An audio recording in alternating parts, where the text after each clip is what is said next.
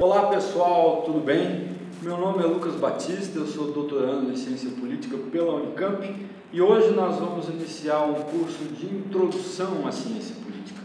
Na realidade, nosso objetivo aqui é passar um pouco para vocês um pouco da linguagem da ciência política e como que a própria ciência política pensa a política. É claro que essas questões não são questões fáceis e nem vocês vão sair dessa aula como especialistas em ciência política. Mas algumas questões principais e algumas noções fundamentais nós pretendemos debater aqui para que vocês tenham uma visão panorâmica daquilo que configura o que a gente chama de ciência política. Não é isso? Para fazer essa abordagem, a gente fez um programa de curso que você deve estar vendo aí no vídeo, uma apresentação inicial, no qual nós vamos abordar um pouco algumas noções introdutórias da política, num módulo 2, uma parte um pouco mais teórica do âmbito da ciência política, no qual nós vamos abordar as formas e as principais linhas de abordagem do Estado, trabalhando com 3 autores importantes, Karl Marx, Max Weber e Michel Foucault. Por fim, na última sessão, no módulo 2, uma parte um pouco mais histórica que tende a compreender um pouco do fenômeno do Estado-nação e da cidadania na Europa e também o seu legado na periferia do capitalismo. A partir desses 2 módulos e da nossa apresentação inicial, nós pretendemos que vocês tenham um contato, pelo menos, com alguns problemas iniciais para pensar um pouco a política e para pensar um pouco os problemas da política. Como referência principal do nosso curso, nós teremos 4 perguntas que devemos levar todo momento. Primeiro, onde nasce a política? Depois, qual é o sentido moderno da política? Depois, existe uma ciência da política? E por fim, a 4ª questão, como a ciência política pensa a política? Essas 4 questões devem servir para vocês se orientarem ao longo de todo o curso. Afinal de contas, o que é essa coisa que chama-se política e que nos interpela, a gente queira ou não? Como surgiu historicamente? Como surge a ciência política enquanto uma ciência da política? Essas questões nós vamos trabalhar de modo muito panorâmico, mas que vocês vão pegando algumas noções mais importantes e é isso que é fundamental. Bom, se a política tivesse um RG, se tivessem dado à política uma carteira de identidade, certamente esse RG viria com um local de origem, a Grécia Antiga. A Grécia Antiga não foi só a origem da política em si, mas foi a origem dos grandes fundamentos do conhecimento do Ocidente. Por que a Grécia Antiga, portanto, é um momento tão importante para compreender a política? Afinal de contas, que experiência foi essa que aconteceu na Antiguidade Clássica, lá atrás, chamada política e que nos interpela até hoje? Vocês vão estar vendo aí no vídeo o mapa da Grécia Antiga e como funcionou naquele momento da Antiguidade Clássica. E aonde surgiu historicamente um espaço inédito de discussão e de debate para resolver os problemas da vida humana, que era a polis. A noção de política vem justamente desta noção da polis grega e de um princípio fundamental que vai estar nesse contexto, que é o princípio da isonomia, de cidadãos iguais entre si que podem ir para um espaço e falar sobre os problemas da política.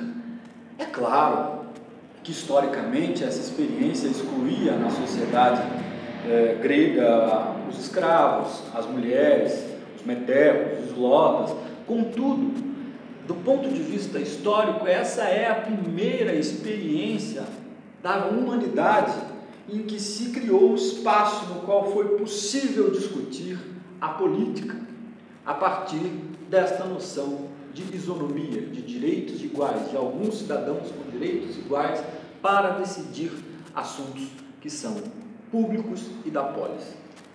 Na esteira desse processo, a antiguidade Grécia, que é conhecida como um berço da civilização universal, ela se desenvolveu muito no ponto de vista das artes, do ponto de vista da cultura, da política. É nesse momento que se desenvolvem as tragédias gregas, as famosas tragédias gregas, onde a gente pode encontrar vários elementos que balizam as reflexões dos nossos pensadores na modernidade. Só para a gente ter uma ideia, vamos lembrar que Freud, que é o pai da psicologia moderna, vai buscar inspiração nos deuses gregos para traçar as diferentes psiques que existem hoje.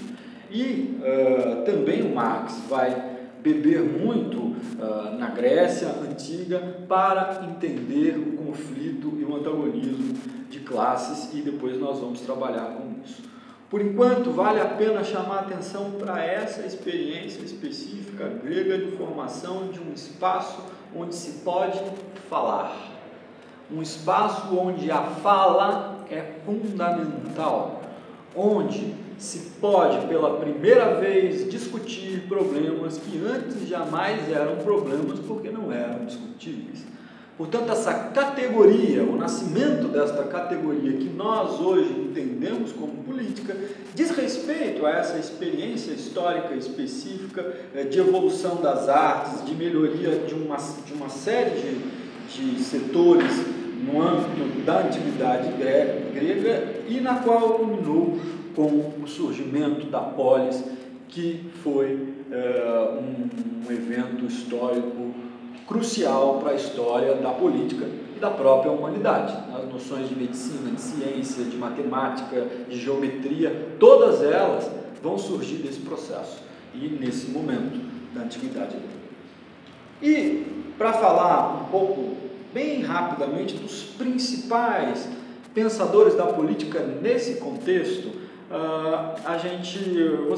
é evidente que existem vários, mas os três principais que vocês vão sempre ouvir falar seria o Sócrates, que foi mestre de Platão e foi mestre de Aristóteles. Sócrates, Platão e Aristóteles. Esses são os três principais pensadores da política na Grécia, que vocês vão ver muito em alguns textos, em alguns escritos, e o essencial que eles abrem nesse momento é o que a gente chama de concepção metafísica da política. Bom, se a política surge como um âmbito, como um espaço inédito, surgem os debates e surge também a necessidade de formular questões. Então, tanto Sócrates quanto Platão, quanto Aristóteles, em diferentes movimentos, estão neste movimento mais geral, que é de criar possibilidade, formular questões para pensar a política. E essa concepção de política a gente chama de concepção metafísica, porque ela faz o quê? Ela separa o mundo inteligível do mundo sensível. O mundo sensível é aquele mundo real, é o mundo da experiência, é o mundo onde as coisas acontecem, ao passo que o mundo inteligível é o mundo desse conceito que está sendo formulado pela primeira vez aqui na Grécia. Este mundo da política, portanto, o mundo inteligível, o mundo das ideias, é onde se formulam os conceitos, as teorias constitucionais, as teorias políticas, ou pelo menos a origem dessas teorias políticas que depois vão chegar na modernidade. E esse é um legado fundamental da Grécia para nós compreendermos o que a política é na modernidade e qual é o sentido moderno da política. Porque a experiência histórica de nascimento da política na Grécia, ele é um elemento que possibilita depois, lá no Renascimento, a volta de alguns problemas que foram colocados aqui. Agora vocês devem estar vendo aí no vídeo uma pintura, melhor dizendo, chamada A Morte de Sócrates, de Jacques Louis David em 1787, ou seja, 2 anos antes da Revolução Francesa. Quero que vocês observem esse quadro para a gente entender um pouco do que esse quadro está querendo nos dizer. Vocês podem ver aqui no centro da pintura, nós temos o Sócrates com o dedo em riste. Ao passo que, no final, ao pé da cama, nós temos o Platão, meio cabisbaixo, tristonho, com a cabeça baixa, e todos os outros apóstolos e discípulos de Platão, de Sócrates, estão desesperados com a morte daquele grande mestre que era Sócrates. Sócrates, que aliás não escreveu uma língua, diga-se de passagem, e que eles estavam desesperados porque eles achavam que o Sócrates era o cara que incorporava aquela ideia que eles estavam vendo, e que a morte de Sócrates, portanto, representaria a morte da própria política. Contudo, você veja que estão todos desesperados, nós vamos perder o nosso mestre, mas por que será que o Platão está ali meio cabisbaixo, até tristonho, ali do lado, querendo entender o que está acontecendo? E porque o Platão entende que a política não vai morrer com Sócrates. O Platão entende que a política continua com ou sem Sócrates, e que de todos os discípulos, ele foi quem aprendeu essa lição, e é ele que vai ter a responsabilidade de levar esse legado do Sócrates, que não escreveu uma linha, para as novas gerações.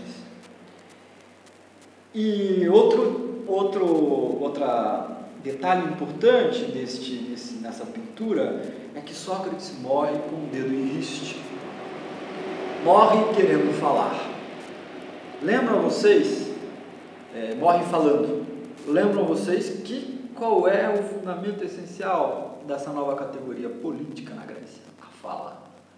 A ação comunicativa, para usar um termo moderno, vem dessa ideia. A fala é fundamental. Então Sócrates morre com o dedo em riste porque ele morre nunca desejando parar de falar, num sentido político. E porque ele nunca vai parar de falar, na medida em que existem pessoas que vão carregar o seu legado, a sua reflexão para a prosperidade.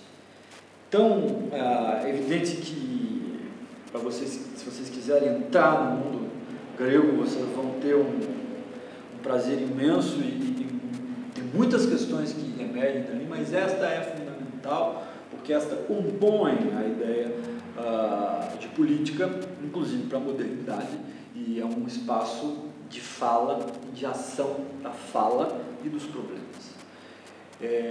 Só que eu queria colocar um outro detalhe dessa pintura, porque embora ela seja uma pintura sobre a antiguidade grega, ela é uma pintura que de 2 anos antes da Revolução Francesa, praticamente o mundo moderno. Portanto, por que será que Sócrates continua morrendo no mundo moderno?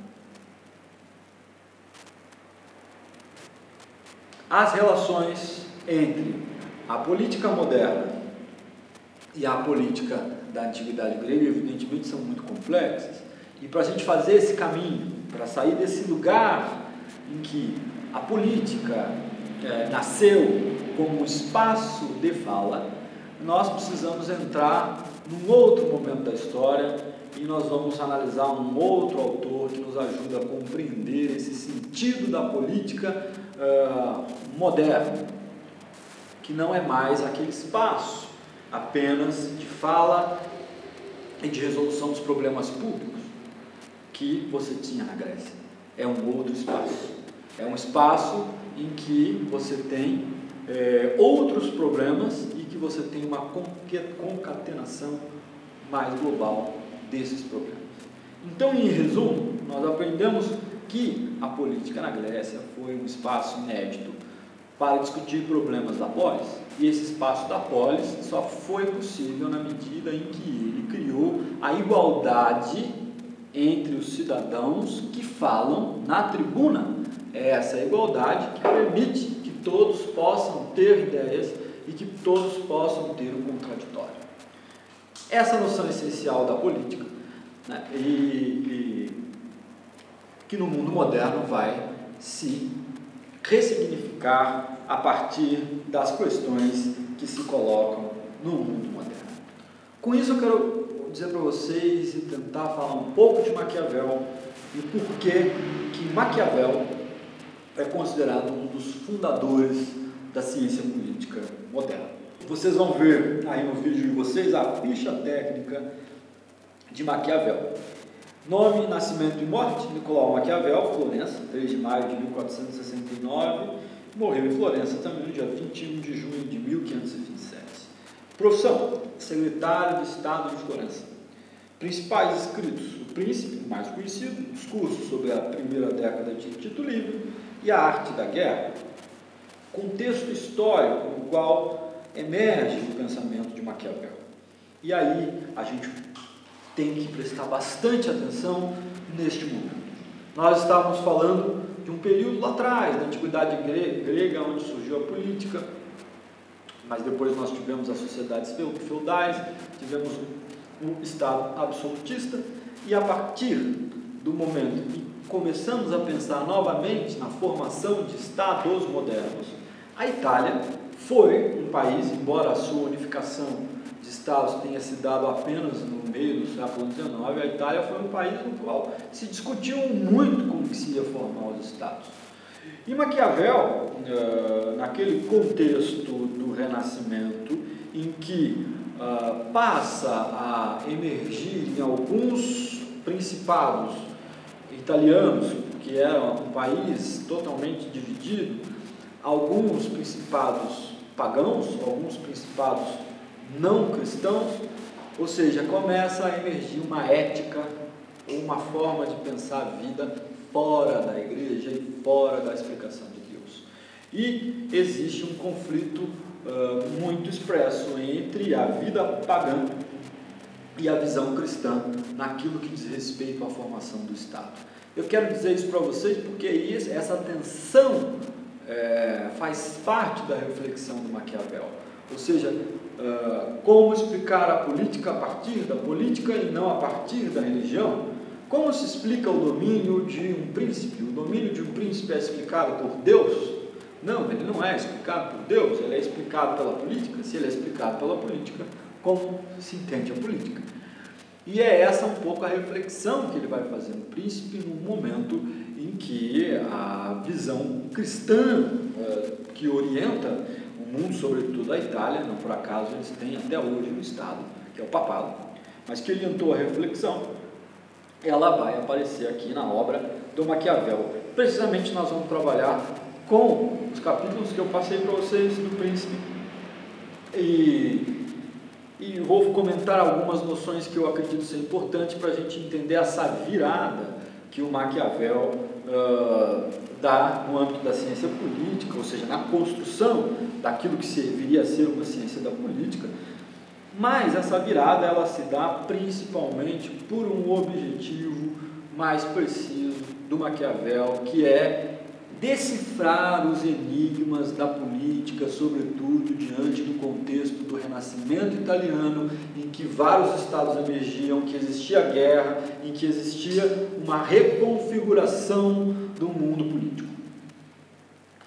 Em primeiro lugar, como se volta a pensar a política no mundo moderno, há aí um acerto de contas do próprio Maquiavel com o mundo antigo. Aliás, todos os dias ele lia os clássicos, né? Dizia ele nas suas cartas ao seu amigo Vettori, quando ele estava numa situação exilado, né, de Florença, ele mandava para o Vettori e escrevia nas cartas que todos os dias ele abria os melhores vinhos e iria ler e encontrar os seus clássicos, porque esses clássicos eram fundamentais.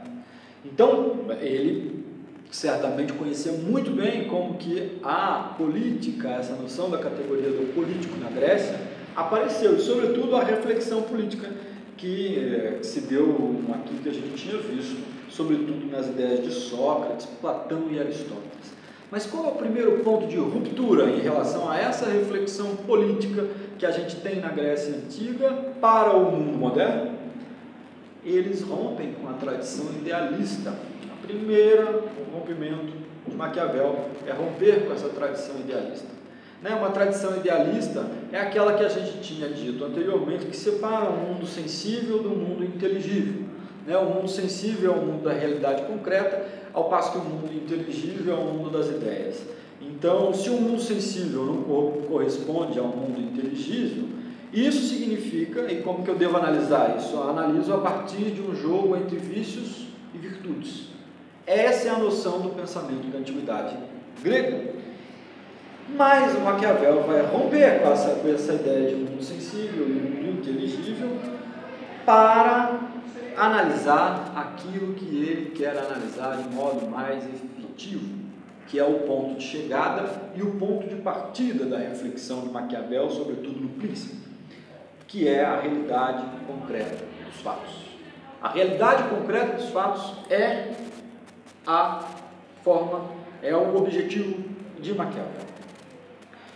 Primeiro ponto. Segundo ponto, numa sociedade marcada pelo domínio da igreja, ele vai romper com o que a gente chama de concepção teleológica do mundo.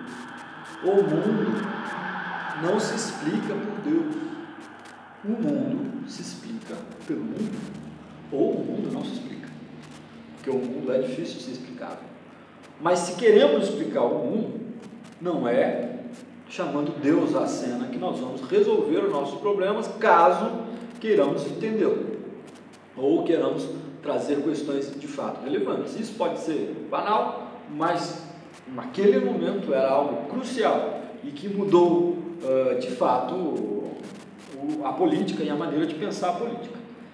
Então, rompimento com a tradição idealista. 2, combate à visão teológica da igreja. E 3, uma concepção totalmente diferente da natureza humana e da história.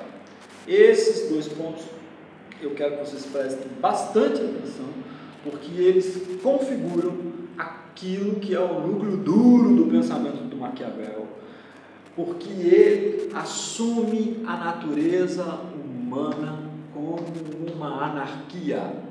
Ou seja, não é bagunça, gente, não é bagunça. Anarquia significa que é impossível de prever a natureza humana, porque ela é histórica, ela é contingente, ela muda a todo tempo, é uma anarquia nesse sentido, da capacidade de imprevisão. Lembra daquela frase, navegar é preciso, viver não é preciso? Navegar era preciso, porque você tinha justamente instrumentos de navegação possíveis para você chegar a determinado lugar e muitas vezes errava. Mas acreditava-se nisso, ao passo que a vida não. Na vida não existe isso. A vida é outra coisa. A vida é feita da anarquia e da imprevisibilidade da ação dos homens. Isso é uma característica inerente à natureza humana e que é muito diferente da natureza cristã do humano. Como que a igreja vê, a natureza cristã do humano? Ela vê de uma outra forma, vê como um filho de Deus, como um ser que tem um dom. Aqui não. Aqui a natureza humana é aleatória, é anárquica e imprevisível. E a história? Se a natureza é anarquia, a história ela deve ser a nossa ponte essencial para investigar as possibilidades de compreensão desta anarquia que é a natureza humana. Esse é o ponto essencial. Então a história, ela é o desfile dos fatos, dos quais se deve extrair as causas e os meios para enfrentar esse caos que é intrínseco à natureza humana. Vejam vocês essas 2 noções de natureza e história, como modificam o pensar a política. Em vez de pensar uma explicação teológica, ou de pensar uma explicação cristã, nós vamos pensar numa explicação histórica. Uma explicação que exige investigação histórica. E esse é o primeiro ponto que nós vamos chamar a atenção e que o Maquiavel vai dizer para nós. Veja só, se a natureza humana, se a característica da natureza humana ela é a anarquia, ou seja, é a imprevisibilidade, ele vai olhar para a história, vai analisar a história que ele está analisando no Príncipe, da maneira qual ele falou antes, pela investigação histórica, dá para a gente pelo menos organizar um pouco dessa anarquia da natureza humana. Bom, ao olhar para a história, ele vai dizer assim, olha, mas essa anarquia da natureza humana se divide em dois tipos ou dois modelos de governo, ou duas formas, que não são formas perenes, mas são formas que historicamente, aqui na análise da Itália, eu consigo observar. Elas se dividem em duas formas de governo, duas formas políticas. Os principados, que são aqueles cidadãos que vivem sobre um príncipe, e se dividem também nas repúblicas, na qual os cidadãos vivem em liberdade. Então, a partir da investigação histórica, a partir desses pressupostos da natureza humana, da anarquia e da investigação histórica, Maquiavel chega a esses dois tipos, essas duas formas políticas, que são os principados e as repúblicas. E qual que é o problema, portanto, de Maquiavel? O problema político é encontrar os mecanismos que imponham a estabilidade das relações ou uma determinada correlação de forças. Porque sejam principados ou repúblicas, eles só são bons principados ou boas repúblicas, em primeiro lugar, se eles conseguirem manter esta correlação de forças específicas que vai dar origem a um Estado, depois mais tarde a uma nação, a uma cidade-estado, como era antigamente, mas essa correlação de forças deve ser mantida. Aí, já que nós temos, portanto, dois modelos, duas formas históricas que Maquiavel vai chamar a atenção para o Principado e para as repúblicas, e já que ele também está dizendo que um governo não se mede por seus vícios e virtudes, tal qual na Antiguidade Clássica, que não tem um mundo inteligível, um mundo sensível, afinal de contas, como que a gente vai então avaliar o que é a boa política, o que é a má política? Não é através de Deus, não é Deus que vai dizer quem é bom, quem é ruim, quem é o escolhido, quem não é. Não é através desta reflexão entre um mundo inteligível e um mundo sensível, que foi muito importante na visão da Grécia e fundou essa noção de política que nós temos hoje, mas é através de duas noções que o Maquiavel vai buscar na linguagem dos republicanos, dos romanos republicanos lá atrás, que é a noção de virtude e a noção de fortuna. Aliás, um parênteses, essa noção de virtude e fortuna, ela é um elemento mais do que claro de que o mundo do Renascimento, que era voltar à tradição romana, à tradição grega, para pensar alguns problemas, estava posto na Itália, porque o Maquiavel tira essa noção de virtude e fortuna desse legado. E essa noção de virtude e fortuna, para nós aqui, para o Maquiavel, ela vai servir como um critério de avaliação do bom e do mal, ou do mal governante. Tá certo? Para a gente entender a virtude e a fortuna no Maquiavel, o que é importante a gente ter como pressuposto para a gente pensar? Em primeiro lugar, como a gente já vem falando, a política tem uma ética e uma lógica própria. Não dá para entender a política através de outro tipo de coisa que não seja a própria política. Quer um exemplo? Hoje, é clássico, assim, uma coisa clara, as pessoas, o senso comum, né, é muito normal que eles façam essa confusão entre aquilo que é a política e aquilo que não é a política, ou seja, condenam as pessoas por problemas morais, por problemas de outra natureza, mas nunca a natureza política das coisas. Então, Maquiavel inaugura nesse sentido uma regra que até hoje muitas pessoas não levam a sério, de que a política só pode ser explicada pela própria política. Não dá para explicar a política só pela geografia, não dá para explicar a política só pela religião, não dá para explicar a política só por questões morais, porque a política só explica-se pela própria política. Ponto. Segundo ponto, o agir virtuoso, na virtude e na fortuna, é um agir como homem e como animal. Guardem esse ponto, nós vamos explorar. E o terceiro ponto, Não há nada na política que seja eterno. A política é uma eterna contingência, é uma eterna aleatoriedade. Poxa, professor, como assim é uma eterna aleatoriedade? Você está acabando de dizer que existe uma ciência? Não. Estou dizendo que existe a possibilidade da investigação. Se ela é uma aleatoriedade, cabe a nós investigar para perceber se dentro dessa bagunça, dessa aleatoriedade, é possível encontrar algum sentido. Para o Maquiavel, era essa ideia de tentar criar critérios, portanto, para compreender a ideia do bom governo. A ideia do bom governo, que é uma ideia que vem lá de trás, mas que ganha um outro sentido a partir da sua obra. O que é a virtude para Maquiavel? A posse do virtude é a chave por excelência de sucesso do príncipe. E qual é a medida de sucesso do príncipe? Como que você mede o sucesso do príncipe? Pela manutenção da conquista. Não é pela conquista em si, não é ao perder ou ao ganhar, não é sendo tirano ou não sendo tirano. O ponto é, uma das medidas essenciais para compreender se está sendo um bom príncipe é a capacidade dele manter uma correlação de forças dentro de um determinado território e dentro de um espaço específico. E a fortuna? A fortuna ela está ligada à natureza específica do tempo. Está ligado um pouco àquele que tem um feeling, hoje a gente poderia falar isso, um feeling que reconhece aquele momento frutífero da política que ele está vivendo. Então, se a virtude, ela passa a ser um elemento mais de cálculo daquilo que diz respeito à metáfora do homem como animal, como homem, a fortuna age um pouco do homem como animal, né? Que é um pouco do faro, dos sentidos. A fortuna está ligada com essa natureza específica do tempo, né? Com a capacidade de você perceber que existem momentos frutíferos para fazer determinada coisa ou outra.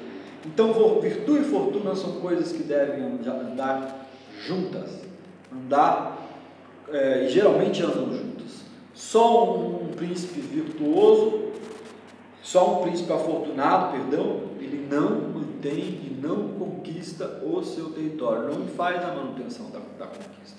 Mas um príncipe cheio de virtude, e nós vamos explorar essa noção de virtude, ele é capaz de se manter na conquista do Estado e está mais propenso a ser afortunado, porque ele vai observar e vai tentar aproveitar melhor as condições específicas do tempo que ele está trabalhando. Tá certo? Porque virtude, o que Maquiavel está dizendo para nós aqui? Porque a política pode ser calculada em certo nível. Em certo nível. Então, a virtude deve ser pensada dessa maneira. E para Maquiavel, portanto, qual seria o bom governante? Aquele virtuoso e afortunado. É aquele que mantém o Estado e não age como ditador, mas sim como um fundador do Estado, uma espécie de agente de transição. E depois, número 2, além de não agir como um ditador, ele exerce o poder político, este príncipe, como uma função regeneradora e pedagógica de toda a sociedade, com o objetivo de desenvolver as virtudes, a virtude, não só do príncipe, mas no povo. No povo. Isso para Maquiavel é um bom governo. Porque só um povo virtuoso pode governar-se a si mesmo. Falando dessa forma, parece uma coisa muito longínqua, né? Falar de povo virtuoso e tal.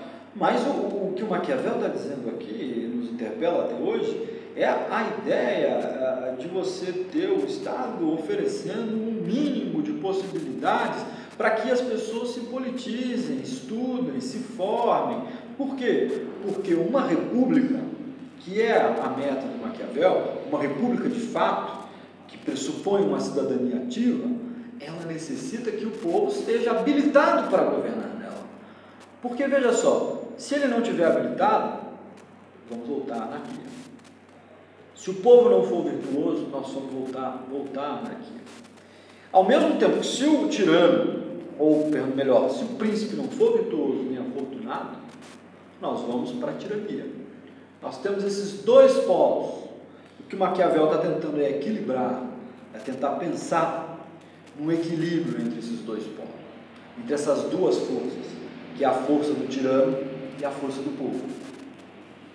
E isso é o ponto que Maquiavel quer chamar. Então, ele está dizendo, olha, nem só o tirano pode ser só um tirano, porque senão ele vai levar a ditadura, a um governo autoritário, ou melhor, aquele que ele vai dizer a própria tirania, mas também o povo, se ele não for virtuoso, e se um cidadão for eleito com o apoio dos seus concidadãos, como deve ser numa república, certamente essa república não será virtuosa, porque você não desenvolveu no povo as virtudes necessárias para que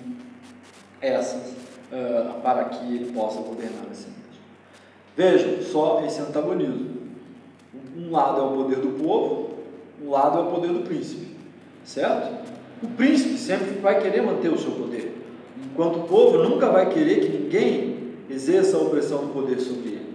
Essas são as duas pontas, e essas pontas fazem parte da natureza da política e especificamente daquele momento que Maquiavel está chamando a atenção para nós. E nesse sentido é que ele vai chamar a atenção da metáfora da raposa e do leão. E aí eu volto àquele segundo ponto que a gente falou, que o agir virtuoso é um agir como homem, como animal. O que significa que agir virtuosamente é agir como homem, como animal? Bom, no primeiro plano, imediatamente, isso significa que a política é uma ação dos homens e uma ação que leva dois elementos fundamentais: a força em relação ao leão e a astúcia em relação à raposa. A força é o fundamento da política, mas não é só a força, tem a astúcia. Esse é um ponto essencial dessa coisa que Maquiavel vai estar pensando toda hora, da gente enquanto homem e da gente enquanto animal. Todos nós. Um homem sempre vai querer viver, vai querer resistir, mas ele não pode fazer isso sozinho, ser um free rider, ele tem que pensar e tem que ter astúcia para elaborar isso. E além disso, a metáfora da raposa e do leão significa o leão, que é muito forte, de um lado, e a raposa, que é muito astuta, entre o outro. E é só com esse antagonismo entre esses dois polos muito fortes, de um lado o leão e de outro a raposa, é que você consegue criar uma sociedade mais livre, na medida em que você tem uma autonomia limitada por outro poder. Isso seria um jogo de poder e contra-poder, que foi usado depois, bem mais tarde, nos sistemas federativos dos Estados Unidos.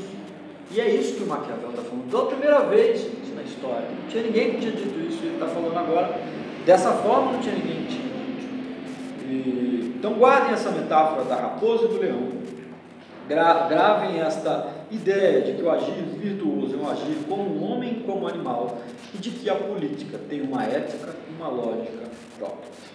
E o que queria o Maquiavel, afinal de contas? O que era a concepção dele? A concepção dele é que esse conflito entre o tirano e o povo era um conflito perene na sociedade. Ele ia se dar na sociedade, ele faz parte da força da sociedade, da natureza da sociedade. Só que o príncipe não está lá porque foi escolhido por Deus, nenhum povo tem que ser subjugado porque foi submetido por uma força religiosa, ele se dá por uma força, pela violência e pela força. Esse é o Estado. E por que a república, portanto, seria o fim para Maquiavel de um bom governo? Poderia ser outra coisa, ele diz a república aqui, porque a república é o que se estava discutindo. Porque quando há um povo virtuoso, de fato, e as repúblicas têm instituições estáveis, elas conseguem contemplar este antagonismo, essa briga entre esses dois polos que se colocam. Se vocês quiserem, na metáfora que ele diz, essa briga entre a raposa e o leão, o Estado pode servir, as suas instituições podem servir para contemplar esses diferentes interesses e esse embate que existe ali. Não é verdade? Então, para a gente finalizar essa parte do Maquiavel e para a gente frisar bastante o que ele tentou nos mostrar com essa noção de virtude e fortuna, eu frisaria. O que nós aprendemos aqui com Maquiavel? O primeiro ponto, a política tem sua lógica própria e só a política explica a política. Guarda isso, gente. Isso é importantíssimo guardar. E se vocês forem prestar atenção, vejam como vocês muitas vezes explicam a política não pela política. Se você está fazendo isso, está sendo anti-maquiavélico. 2. Se a força é o fundamento do poder, a astúcia é fundamental para a manutenção do poder. De novo, se a força é o fundamento do poder, show, bem, só ela basta? Não. Mas o que precisa? Astúcia. Ela é fundamental para a manutenção do poder. E a manutenção do poder era o quê? O que a gente tinha visto era a medida que o Maquiavel usa para saber se o príncipe era virtuoso ou não. Então, se a força é o fundamento do poder e a astúcia é fundamental para a manutenção do poder, ou se vocês quiserem, agora que vocês já estão familiarizados com esta linguagem, ela é fundamental, a força e a astúcia, para criar príncipe ou estadista virtuoso e o povo virtuoso. Porque o povo virtuoso, para ele, antes do príncipe, é condição sine qua non para a liberdade. Não existe liberdade somente porque você não tem um príncipe, somente porque você não tem um tirano. Você precisa de qualificar e de criar aquilo que a gente chama de capabilities, que são capacidades e habilidades para que o povo saiba exercer da melhor forma possível a liberdade nas repúblicas. E o mais importante que nós pegamos do Maquiavel com um rompimento de uma certa tradição escolástica, uma tradição socrática de pensar a política, que é, para entender a política, é a realidade e a realidade dos fatos, e para depois voltar à realidade dos fatos é necessário investigação histórica. É claro que isso já estava lá atrás, mas essa investigação histórica aqui, ela ganha um novo sentido, na medida em que ela tem a intenção de entrar na realidade concreta, de explicar o que está acontecendo ali na Itália naquele momento, mas para nós, enquanto pessoas que estamos num curso de introdução à ciência política, eu acho que o Maquiavel nos dá essa carta branca, digamos assim, para a gente investigar a política e para a gente entender a política como algo específico, sobretudo num mundo em que a economia parece ter solapado a reflexão política. Eu acho que isso é um sinal de que nós estamos fazendo aquilo que o Maquiavel não gostaria, que era explicar a política pela economia. Quer um exemplo mais claro disso? Hoje em dia se fala de arroxo, se fala de fazer uma política econômica fiscal um pouco mais apertada, porque é importante fazer essa política de austeridade. Quer dizer, as palavras são só essas, né? É só isso que se fala. O que é isso? Isso é explicar a política pela economia. É mais complexo, eu sei, mas eu estou jogando para vocês um probleminha. Quando você tem que justificar uma política de austeridade apenas para o equilíbrio econômico, você está tirando a política de cena e explicando a política pela economia. Porque se você quiser explicar de fato isso, você vai ter que perceber que correlação de forças que quer fazer isso e que deseja fazer isso. Mais um exemplo, para a gente não ficar só no abstrato: Grécia. Na Grécia, nós tivemos um processo em que o povo foi às ruas, assinou um plebiscito dizendo que era contra a política econômica do governo, contra a política de austeridade que não levava a Grécia a lugar nenhum. E a Grécia é um país especificamente que precisa de produtos estrangeiros, de comida, enfim, uma série de outras coisas, mas se fez esse plebiscito. O que aconteceu? Continuou-se a fazer a política de austeridade, continuou-se a fazer o mesmo tipo de política que as camarilhas financeiras gostariam que fosse feita. E aí como que geralmente as pessoas explicam? Tá vendo? A política não serve para nada. Teve um plebiscito e tal, Não. Maquiavel vai dizer para nós, explique a política pela política. Explicar a política dizendo que a política não serve para nada, não é explicar a política. Né? Vamos explicar o que permite, qual é o poder que permite um presidente pisar no povo e permanecer dentro de uma política que só beneficia a poucos. Maquiavel, assim como Sócrates, também não morreu. Lembrem sempre disso. Tá certo? Então, para fechar um pouco dessa aula, a gente estava falando dos pensadores gregos, dos pensadores de Maquiavel, mas a próxima aula que eu quero investigar com vocês é de que modo a investigação da política se torna uma profissão. No nosso mundo contemporâneo, de universidades, de pesquisadores, de uma série de outras profissões ligadas a isso, como que se torna uma profissão? Afinal, o que é ciência? O que é a política? Embora a gente já tenha tido alguma noção agora, o que seria uma ciência da política? Então, na próxima aula, nós vamos analisar mais atentamente um texto de Max Weber que nos ajuda a compreender um pouco essas questões. A ciência e a política, duas vocações. Até a próxima!